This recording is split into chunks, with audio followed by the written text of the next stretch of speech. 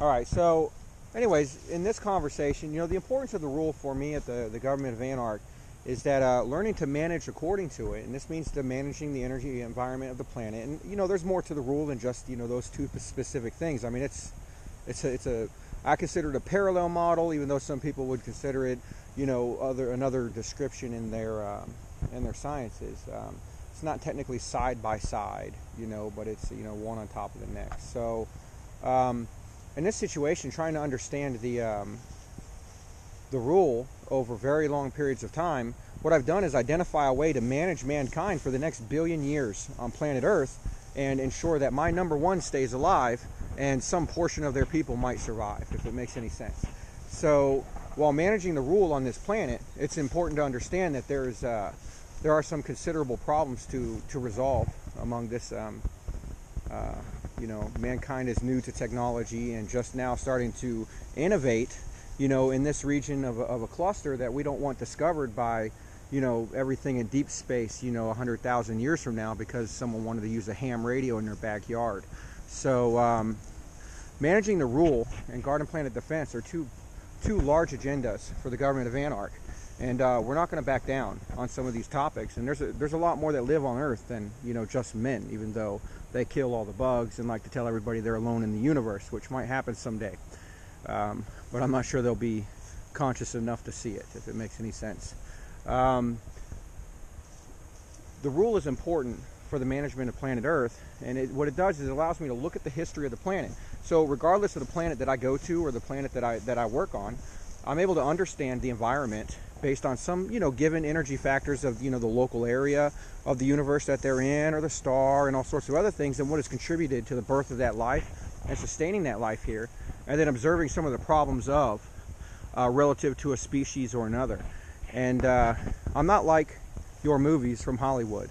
So, I mean, if you're expecting me to be anything like Star Trek, where there's a no contact model, or we don't think that the planets are, if you really want the honest opinion, there's a star and then there's a her. There's a planet that gives birth to life somewhere. And in this region, what you're looking at here is part of one of the oldest living organisms on planet Earth, and several billion years old. And if you're going to choose someone to serve, you make sure that you serve the right people. And when you make decisions, make sure you make decisions in accordance with the right people. And managing the rule allows me to go back, a million years on a planet, not, physically like time travel or anything like that, but to understand, because of measurement, what is natural in this region and relative to, other measurements in orbit or outer solar system, et cetera, and then to resolve locally, what is a problem today, or what could be a problem 500 years from now if I don't do anything about it, and then how do I build to solve those problems? So managing the energy environment enables me to have some security relative to what natural ground is when making decisions in accordance with, or learning to maneuver or work with or learn from specific types of people when it comes to understanding the environment. So managing the rule after it was discovered as part of research enables me to, I can say, if I can keep these conditions for 1 million years, then my number one stays alive. And I don't mean keep these conditions, if it makes any sense, but there's always a variation. When a planet turns around a star, and there's a U-line at every perspective. I mean, there's any number of stars in the sky, and at my perspective, I can draw a U-line of the data and the date data that I have here, and I can say, wow, so I know what's natural, and then I can look around me and do the same thing. I could draw some infinite trillions of U-lines, based on some data at this position, based on whatever relative factor I want to observe. And the issue is a method for building a natural. Now, I've posted this on YouTube with the other videos, and I want to make it known that when managing the rule, it's my intent to keep number one alive, and also to keep people alive. I mean, for as much as I can, but we also protect the flocks, So, there's some things that, are also not so all right when you consider, the size of number one, and then you consider some of the things that are part of, whether it's insects, or whether it's, people in their houses with bugs in their houses, and, airplanes spraying pesticide on their heads, or, trucks driving down the road, or humans spraying your area with a microwave to kill life smaller than themselves, or putting, silver into the air, or whatever it is that they're doing to hurt number one. So managing the rule is a long-term agenda for the Elluminous. And when it comes down to argument in a courtroom, I think people should understand that you know, where it's important always as an animal to manage yourself locally, you know, to get outside of your, you know, your nest, whatever your nest is. You know, the animals on Earth, they build nests. You know, men just happen to build them stacked or sticks different than birds or alligators or anything else. And you know, some of the issues that we find here is it's not necessarily that they aren't part of the planet.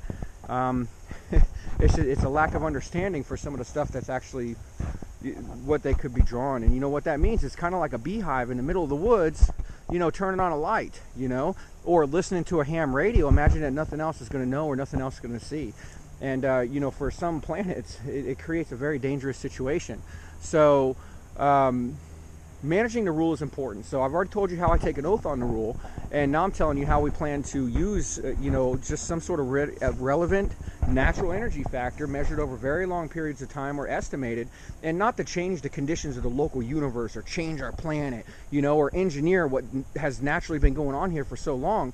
It is specifically to manage the activity of humans and extraterrestrials on what the universe and the planet have already agreed is sustainable for number one here.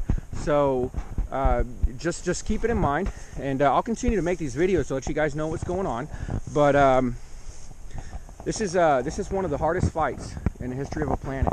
And if I was to look back or look in the sky sometime at nighttime, because it's daytime right now, but if I was looking in the sky one night and I saw all those stars out there, and just imagine, you know, of a billion planets, or, you know, of the closest 1,000 planets, how many of them have life like this?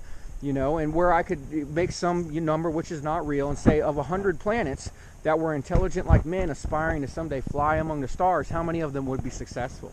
You know, or how many of them would be successful over very long times in the local universe? And the answer really comes down to what they know about survival in the universe, or what they know about survival as a species over very long periods of time. So in some instances, introducing these problems or introducing this knowledge to people could be dangerous. You know, these people could go out and build a weapon that destroys their planet. You know, if you know anything about monkeys and machine guns, you know how dangerous, and why some of the research I do is classified. And I just think it's important that for the government of ARK, you understand that I am a man. I still reason like a man, and I was born here on Earth, obviously, you know, and named by my dad, and you know, had what might have been a normal life, I guess, you know. But you got to realize that there's just a lot about the garden that a lot of people don't understand. You know, I mean, some of the, just to give you guys an idea of how ridiculous we are at the Elluminous, pretty soon in the state of Florida, you are only going to be able to apply pesticide to your skin that you purchase from a store. Does that make sense? That would be the only place you're allowed to put pesticide protection in the state of Florida. So you won't be able to put it in your yards. You might be able to spray it in your house if you got a bug nest or something. You won't be able to spray it in the air. You won't be able to dump it by airplane. So just to give you an idea of managing the rule is a very dangerous thing. A police officer could tell you it's a very dangerous thing, and you have to consider the rule that we're challenging as we get started.